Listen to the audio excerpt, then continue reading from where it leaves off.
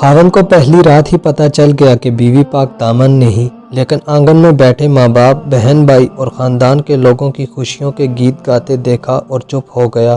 دن رات ان کے آرام کے لیے محنت کرتا تھا۔ ایک دن اسے پتہ چلا کہ بیوی کسی اور کے عشق میں مبتلا ہے۔ اس نے 4 معصوم بچوں کو دیکھا، بیوی کو سمجھایا اور چپ کر گیا۔ بیوی نے آشنا کے ساتھ مل کر شوہر کو قتل کر دیا۔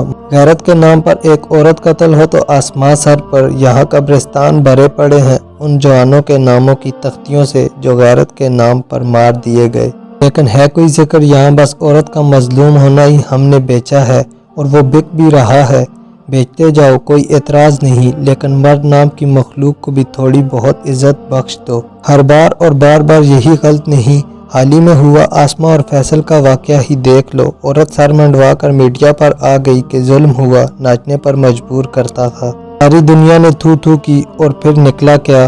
اس عورت کی 100 بندوں کے سامنے ناچتے ہوئے ویڈیو نکل آئی۔ پھر پتہ چلا محترمہ آئس کا نشہ بھی کرتی ہیں۔ وہ کچھ دن پہلے رو رو کر بتا رہی تھی کہ مجھے شراب پینے پر مجبور کیا جاتا ہے۔ ہمارے معاشرے میں عورت کی بڑی عزت ہے، لیکن حصار بھی ہے۔ اس سے باہر نکل کر وہ جو مانگ رہی ہے وہ اسے کبھی نہیں مل سکتا۔